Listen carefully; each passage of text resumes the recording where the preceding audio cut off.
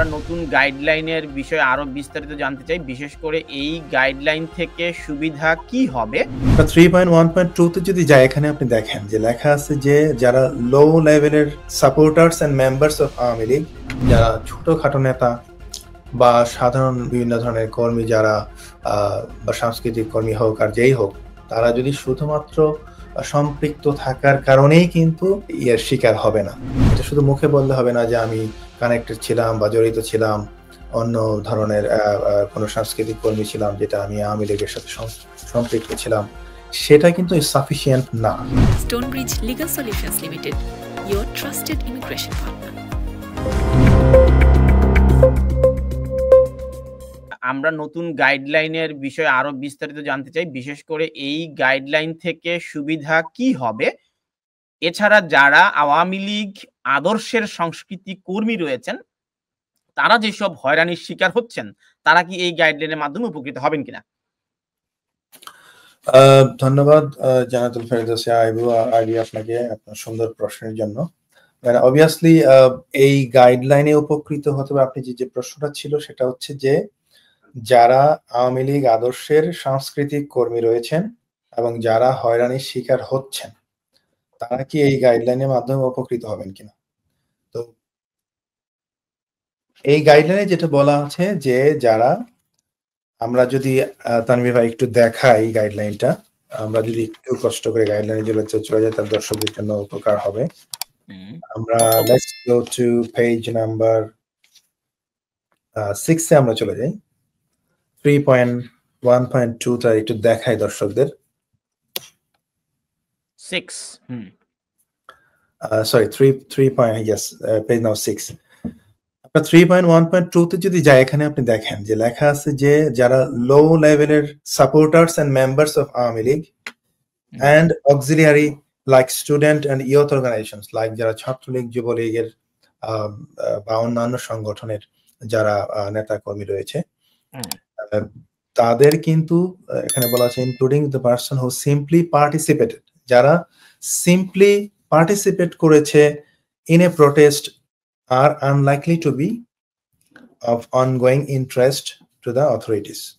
So আমাদের এখানে যারা বলা আছে যে যেটা আমরা বুঝতে পারলাম, যারা ছোটখাটো নেতা বা সাধারণ বিভিন্ন ধরনের কর্মী, যারা বা সাংস্কৃতিক কর্মী হোক আর যেই হোক, তারা যদি শুধুমাত্র সম্পৃক্ত থাকার কারণেই কিন্তু আপনার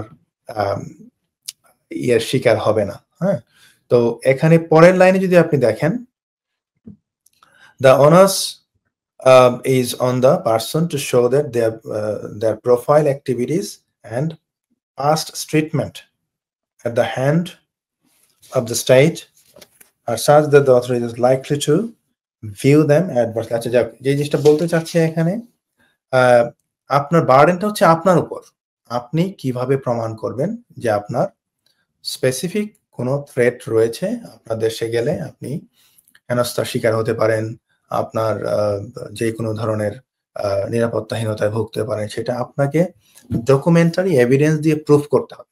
এটা শুধু মুখে বললে হবে না যে আমি কানেক্টেড ছিলাম বা জড়িত ছিলাম, অন্য ধরনের কোনো সাংস্কৃতিক কর্মী ছিলাম যেটা আমি আওয়ামী লীগের সাথে সম্পৃক্ত ছিলাম, সেটা কিন্তু সাফিসিয়েন্ট না। এন্ড দেয়ারফর এই নতুন গাইডলাইনটা এইভাবে আপনাকে হয়তো উপকার করবে না সরাসরি, কিন্তু আপনাকেই প্রমাণ করতে হবে যে আপনি আপনার লাইফ থ্রেট রয়েছে, well founded fear of persecution রয়েছে, তাহলেই আপনার ক্লেমটা গৃহীত হতে পারে। ক্লেম করতে কোনো সমস্যা নাই, বাট গৃহীত হতে হলে আপনাকে সাফিসিয়েন্ট এভিডেন্স দিয়ে প্রমাণ করতে হবে যে আপনি কানেক্টেড ছিলেন এবং কানেক্টেড থাকার কারণে আপনি পার্সোনালি সরাসরি আপনি এফেক্টেড। ধন্যবাদ। ব্যারিস্টার সঞ্জয়, আপনার কাছে আরেকটা সম্পূরক প্রশ্ন করতে চাই। একটা বড় অংশের রাজনৈতিক ব্যক্তিত্ব বা রাজনীতির সাথে যারা সরাসরি সম্পৃক্ত, অনেকেই হত্যাকাণ্ডের শিকার হয়েছেন। অর্থাৎ রাজনৈতিক ব্যক্তি, পুলিশের কর্মকর্তারাও হত্যাকাণ্ডের শিকার হয়েছেন, অর্থাৎ সরকারি কর্মচারীরাও হত্যাকাণ্ডের শিকার হয়েছেন, হ্যাঁ, দায়িত্ব পালন করতে গিয়ে। এখন তার পরিবারের সদস্যরা বাংলাদেশে রয়েছেন, তারাও জীবন সংকটে রয়েছেন, ঝুঁকির মধ্যে রয়েছেন। অর্থাৎ কোন পরিবারের সদস্য যদি রাজনৈতিকভাবে হত্যাকাণ্ডের শিকার হয়ে থাকেন, তার পরিবারের সদস্যরা অ্যাসাইলাম আবেদন করতে পারবে কিনা? না, ডেফিনেটলি এখানে আপনি যদি দেখেন তানভীর ভাই, আমি আপনাকে প্রথমেই আবার দেখাই, আপনার যখন তারা ক্রেডিবিলিটিটা অ্যাসেস করবে, হ্যাঁ, অ্যাসেস করার ক্ষেত্রে তাকে প্রথমেই প্রমাণ করতে হবে যে সে সরাসরি পৃষ্ঠায় যেতে পারি আমরা একটু এখানে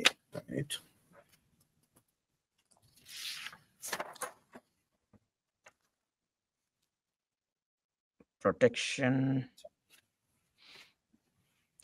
country information, historical context. আচ্ছা, আমি যে জিনিসটা বলতে চাচ্ছি, সরি, ইন জেনারেল যদি আপনি বলেন, আমি আপনাকে বলি, এটা হচ্ছে আপনি 2 তে যদি যান, 2.1 পেজ নাম্বার হচ্ছে 6। জি। তো পলিটিক্যাল রিজনটা হচ্ছে মানে কনভেনশনের যেই ইউনাইটেড নেশনসের যে কনভেনশন রিজনের ওয়ান অফ দেম হচ্ছে পলিটিক্যাল রিজন।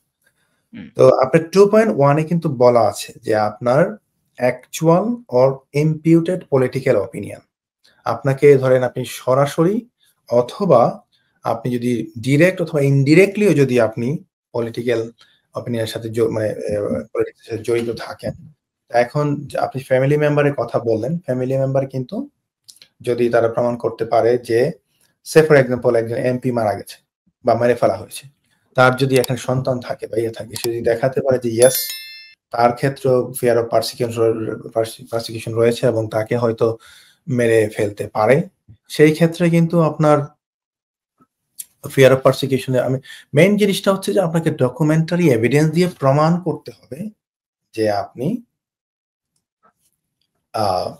আপনার ফিয়ার রয়েছে, হ্যাঁ, সো ওয়েল ফাউন্ডেড ফিয়ার রয়েছে। So as long as if you have evidence to prove that you may get asylum or your claim may be granted. It depends on like আপনার sufficient evidence রয়েছে কিনা, এবং obviously আপনি জানেন যে এখানে প্রত্যেকটা অ্যাসাইলাম কেসের ক্ষেত্রে কিন্তু তারা একটা সাবস্ট্যান্টিভ ইন্টারভিউ নেয়, হ্যাঁ, ইন্টারভিউতে তারা অনেক ধরনের প্রশ্ন করে যাচাই বাছাই করে তারা নির্ধারণ করে যে ডিসিশনটা মেক করে যে তাদেরকে দেয়া যায় কিনা। এখানে কিন্তু অ্যাসেসমেন্টের ক্ষেত্রে অনেকগুলো ক্রাইটেরিয়া রয়েছে।